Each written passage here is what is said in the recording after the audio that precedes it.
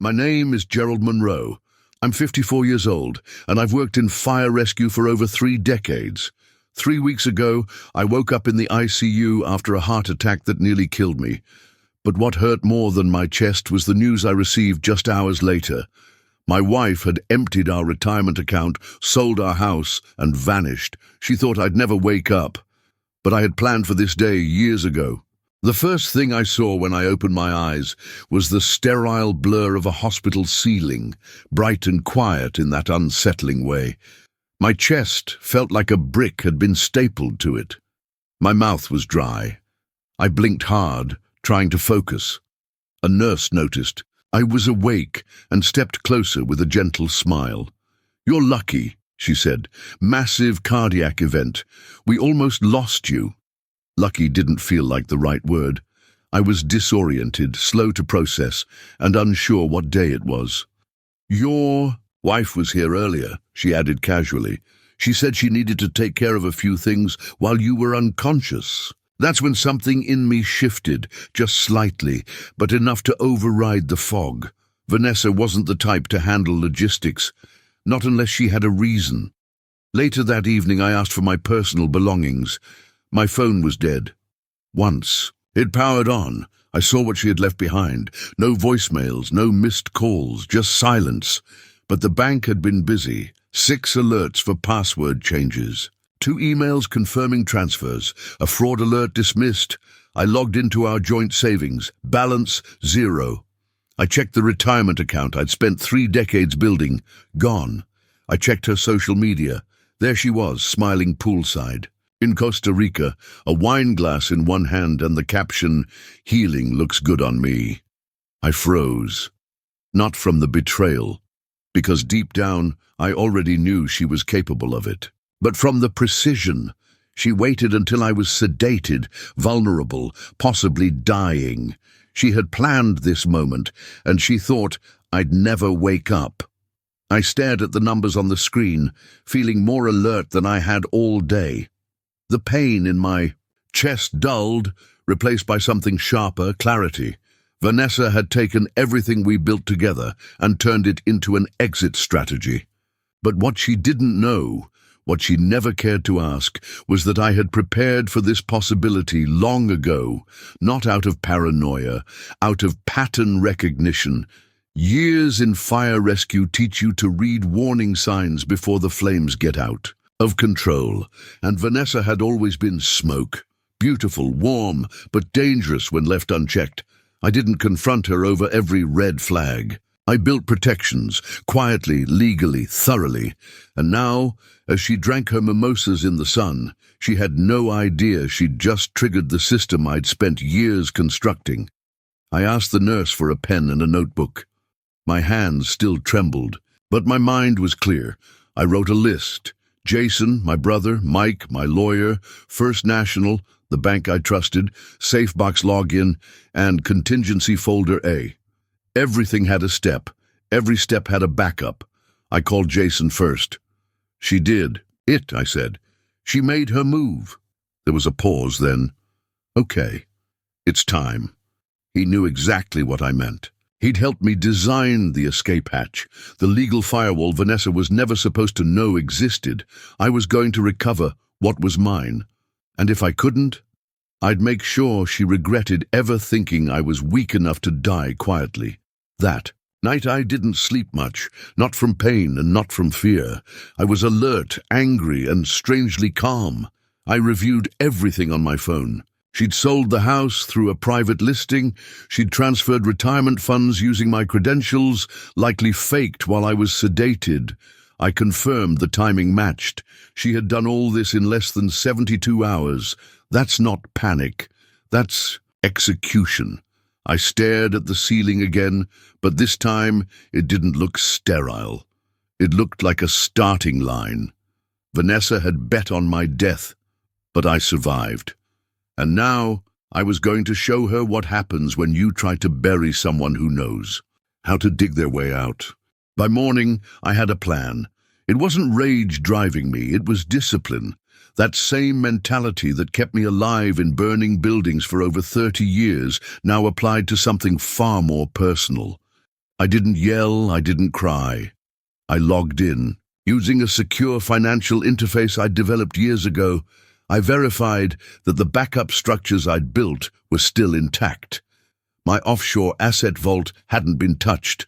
The real retirement account, disguised behind shell entities and legal firewalls, was untouched. The account she drained was the visible one, the one I kept public on purpose. I froze what remained of our joint financials, cancelled all pending transactions, and flagged every card in both our names. She wouldn't be able to spend another cent under my name, and she wouldn't understand how or why that happened, just that it did. Next was the house. She had moved fast, but not smart. I had transferred the deed into a living trust 4 years earlier, which required dual consent for any sale to be finalized. The realtor she used had skipped due diligence, probably eager for a quick commission. That worked in my favor. My lawyer, Mike, submitted a legal motion that same day to invalidate the transaction. We attached documentation, voice signatures, timestamps, and the clause in the trust agreement requiring spousal notification. The property transfer was reversed within 48 hours. The funds she received from the buyer were frozen. Her champagne toast in Costa Rica would likely be her last, on my dime. And she had no clue yet that the house was never truly hers to sell. I contacted the fraud division at the bank and submitted a biometric misuse claim. Vanessa had used facial recognition and my fingerprint, probably while I was unconscious, to access certain accounts. The hospital confirmed that she had requested access to my belongings during visiting hours. It was all documented. The withdrawal timestamps matched perfectly with sedation logs from my medical file. It was the kind of evidence no judge could ignore. My lawyer began preparing an emergency injunction for asset protection. Once filed, Vanessa wouldn't just be blocked from touching my money, she'd be legally exposed. I wanted the process to be flawless, cold. I didn't need to destroy her publicly. I just wanted the system to do what it was designed to do, protect people like me from people like her. I didn't respond to her texts. Not yet. They came in waves, first concerned, then casual, then suddenly confrontational. You froze the accounts? What the hell are you doing? I thought we were done. I let them pile up like receipts because that's what they were, proof of her panic. By the end of the second day, she sent a voice message that started with a soft apology and ended in a venomous threat. I saved it, time-stamped it, and forwarded it to my lawyer. Everything was being documented, archived, and categorized for the legal hit she never saw coming. I had no intention of confronting her emotionally. That's what she wanted. That's how she won for years. But this wasn't about emotions anymore. It was about control. And for the first time in years, I had all of it. That evening, I video called. My brother Jason. His eyes widened as I walked him through everything I had done in less than 24 hours. You really built all of this just in case? He asked. Not just in case, I replied, because I knew one day she'd show her true face. We reviewed my contingency roadmap together. Every layer, every step. The offshore reserve, the asset shells, the dormant LLCs, the clean separation of paper trails. It was airtight.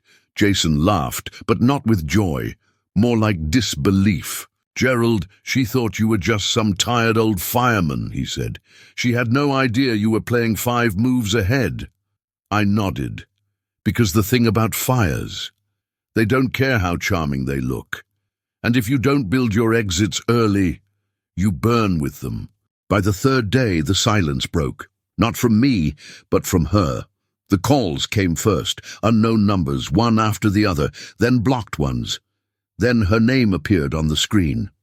I didn't answer. I wasn't ready to listen, and I didn't owe her that. Eventually, she left a voicemail. Her tone was sugary, fake. Gerald, there's been some kind of mix-up with the bank. Can we just talk? She didn't mention the money. She didn't mention Costa Rica. Just this vague, friendly, Concern, like we were still a team. I saved the voicemail, marked it as evidence, and forwarded it to Mike. I knew what was coming. She wasn't sorry. She was scared. When she realized I wasn't responding, she escalated. She called my office 3 times, left messages with my assistant, who didn't know what to say. Vanessa showed up the next morning. She walked into the lobby like nothing had happened, dressed in one of her perfectly coordinated yoga outfits, hair done, fake smile in place. I watched through the security feed from upstairs as she talked to the receptionist, hands gesturing like she owned the building. My assistant buzzed me nervously. "Gerald, your wife is here. She says it's urgent." I paused for a moment, then stood up. I wasn't afraid of her, not anymore. Letting her in wouldn't be a mistake. I wanted her to hear the truth from me for once, without spin. She looked surprised when I walked into the lobby. "Gerald," she said, smiling. "Finally, we need to talk." I motioned her toward the private meeting room. The second the door closed, her tone shifted. "What the hell are you doing?" she snapped. "My cards aren't working. I can't access my accounts." I sat down calmly. "You drained our retirement while I was sedated," I said. "You sold the house. You faked my consent. And now you want to talk?" Her face dropped. The smile evaporated. She stammered, "I thought you were going to die." "So you figured you'd rob the grave," I replied. It wasn't a fight. It was a verdict. She tried to spin it, said it was just temporary, that she had plans for us in a new place, said she wanted a fresh start.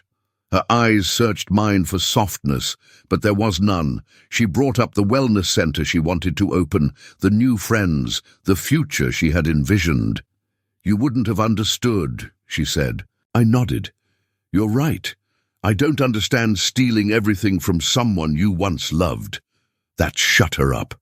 She looked around the room, then leaned in and hissed, "You don't have the right to do this to me." I smiled just a little. "Actually, I do. And legally, you're the one with no ground left to stand on." Before she left, she tried one last card.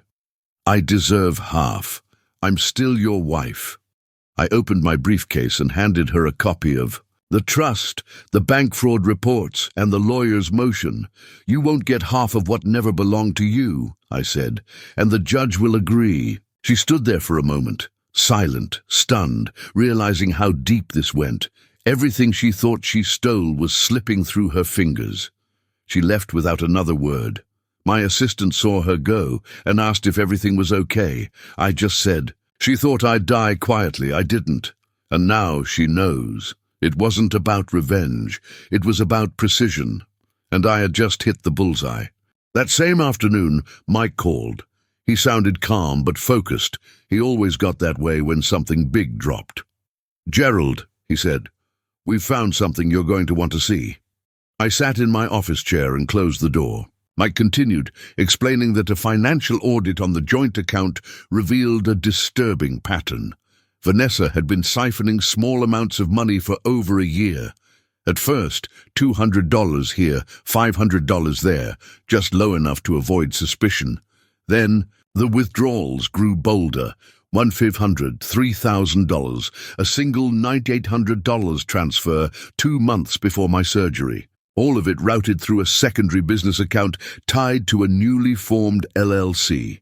The name on the registration made my stomach turn. Trey Harmon, the fitness coach Vanessa had tagged dozens of times on Instagram.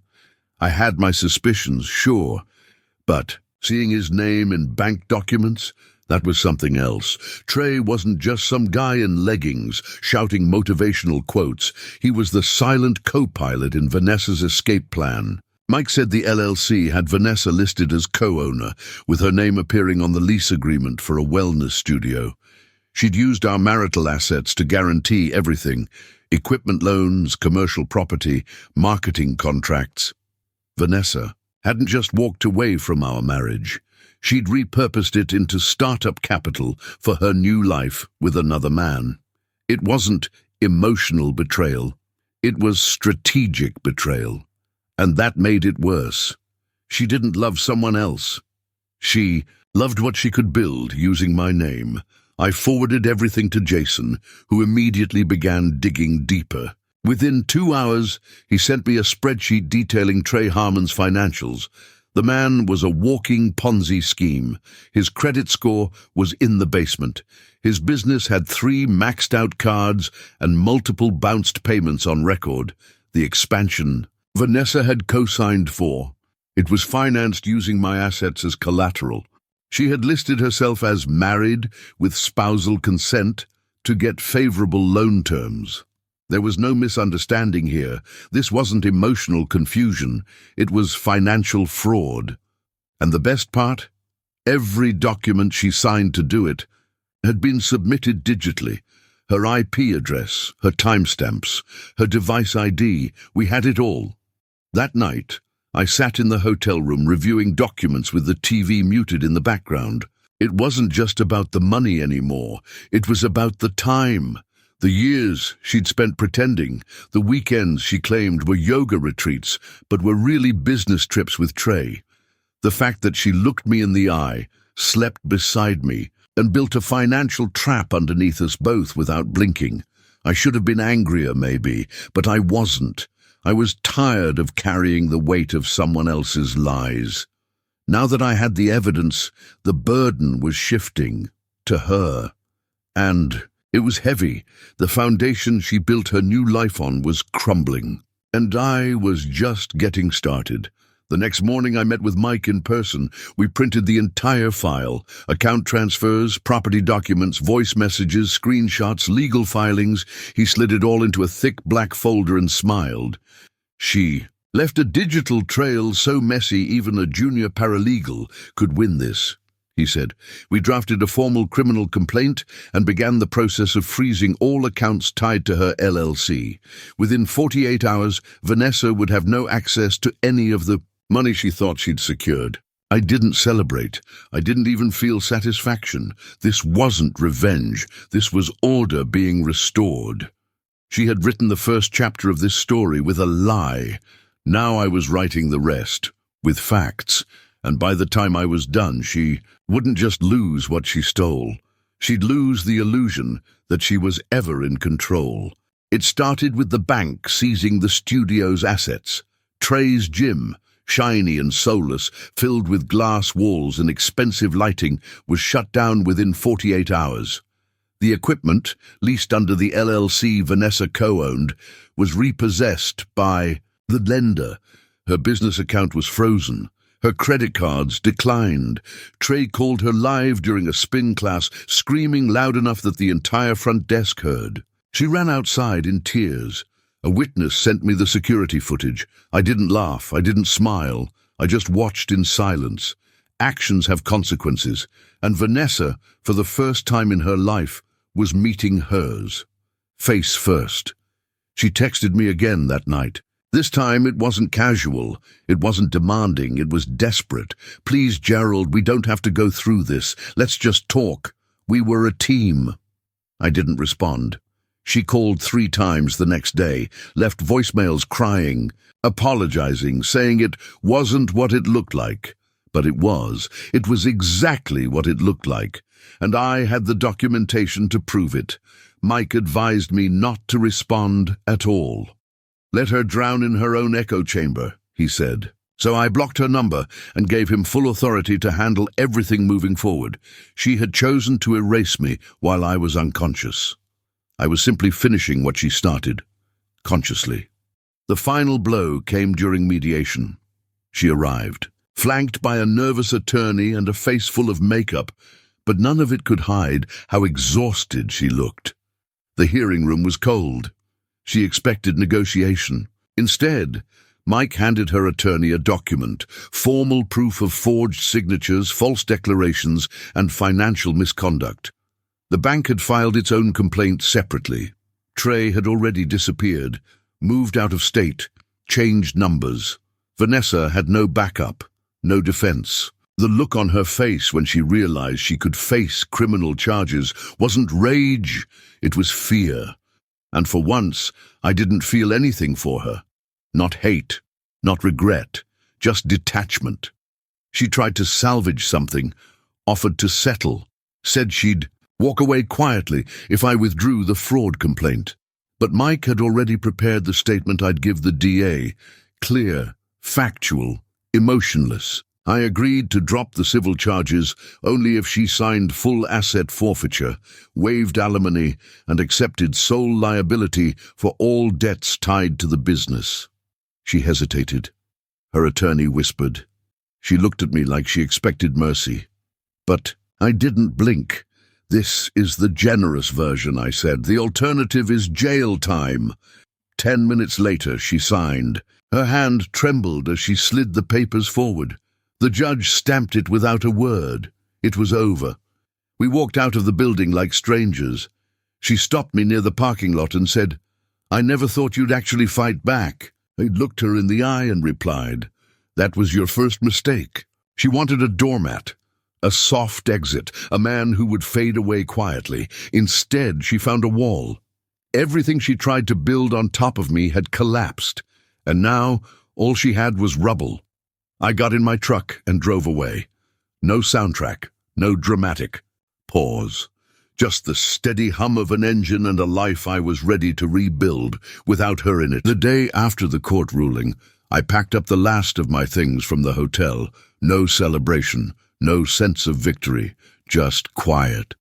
I found a small house on the edge of town, a simple craftsman with old wooden floors, a creaky porch, and a view of nothing important. It didn't need to impress anyone, it just needed to be mine. I spent my mornings sanding cabinets and repainting trim. Evenings were quieter than I'd ever known. No arguments, no passive-aggressive silence, just the occasional dog bark or wind brushing the trees. I didn't miss her. I missed who I thought she was, but I've learned that morning illusions is a waste of time. Jason visited a few weeks later, helping me install a new sink in the kitchen. We didn't talk much about Vanessa. He didn't need to ask. He knew everything already. We worked in rhythm, the kind you only get with blood and shared history. He mentioned the cabin up north, Dad's old fishing spot. "You should go," he said. "You've earned it." Maybe I had, or maybe I just needed to be somewhere quiet enough to hear myself think. I told him I'd take the trip, and for the first time in years, I wasn't running away from anything. I was just going somewhere on my own terms. I heard that Vanessa moved to another state, started some kind of online business, coaching maybe, or supplements. Her social media was full of vague, inspirational quotes and filtered mountain photos. Trey disappeared completely. Some say he went bankrupt. Others say he moved in with someone else and started over. I didn't care. I deleted every trace of them from my devices like dust off a shelf. I didn't want revenge anymore. I wanted space and peace and the knowledge that I never have to question my strength again. I didn't just survive what they did. I turned it into fuel. And I rebuilt every corner of my life they tried to hollow out. Sometimes I sit on the back porch with a glass of bourbon and think about the fire, not the heart attack, not the money, but the moment I realized I was never truly seen in my own marriage. That's the part that burns the most. The idea that someone could share your bed, your name, your future, and still be planning their exit behind your back. But here's what I've learned. Some fires aren't meant to be extinguished. Some are meant to clear the way, make space, burn down the parts of you that were too afraid to let go. I'm not the man she married. I'm not even the man she tried to bury. I'm someone new. And I like this version better. If you've made it this far, maybe you've been through something like this. Maybe someone you trusted let you fall, thinking you'd never get back up. But look at you. You're still here, just like I am. Stronger than they expected, smarter than they realized, and more dangerous than they ever imagined. If this story hit close to home, drop a comment, tell your story, or just say, "I'm still standing." And if you haven't yet, subscribe to Revenge with HG, because around here, we don't just survive betrayal, we build something better out of it.